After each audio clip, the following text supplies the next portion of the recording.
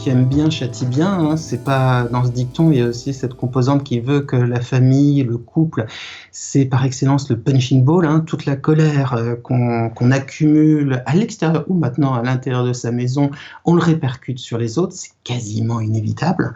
Moi, je pense, il y a une très belle phrase de Senghor qui est « Un raciste, c'est un homme qui se trompe de colère ». Bon, quand on s'énerve dans le couple, il faut se demander si on se trompe de colère. C'est quand même une chose importante. Il faut se dire deux choses. Je vais être insupportable. Je suis insupportable. Je vais l'être davantage en ce moment. Les gens que j'aime vont être également davantage insupportables. C'est normal. Il faut apprendre à s'observer pour essayer une sorte de tempérance. Et puis vis-à-vis des autres, vis-à-vis de ses proches, apprendre aussi la patience. Si on en a les moyens, c'est-à-dire si on a un appartement qui est suffisamment grand ou une maison, c'est de trouver aussi des moments seuls. On n'est pas fait pour être tout le temps les uns sur les autres. Il y a un philosophe qui disait que l'homme était doté d'une asociale sociabilité.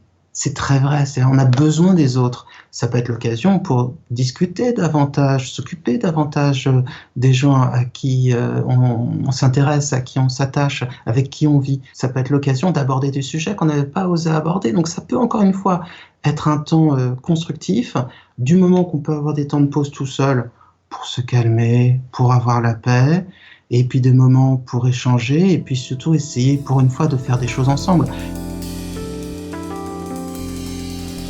Il paraît que s'aimer, c'est regarder dans la même direction, faut pas forcément que ce soit l'écran. Si on peut profiter de ce temps-là pour cuisiner un petit peu ensemble, faire le ménage un petit peu ensemble, travailler un petit peu ensemble, faire des projets, s'amuser, faire des jeux de société, parce que, soyons clairs, si on ne fait que binge-watcher, donc en streaming, aller sur Internet, sur les réseaux sociaux, il y a un moment, on va tous devenir dingues.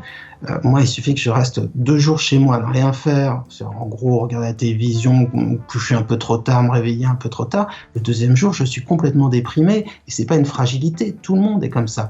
Donc il faut absolument avoir ces moments de tranquillité, ces moments d'action qui vont ponctuer comme ça la journée. Et moi, je pense qu'il faut, pardon, ça va faire un petit peu vieux con, mais regarder un petit peu vers ce qui se faisait dans le passé. Que faisait-on l'hiver quand on n'avait pas Internet, quand on n'avait pas autant de moyens de distraction? Ces repères-là, c'est-à-dire cuisiner ensemble, se raconter des histoires, faire des jeux de société, ça permettra de ne pas être totalement dans la consommation de médias, surtout que la consommation de médias en ce moment, elle est très anxiogène.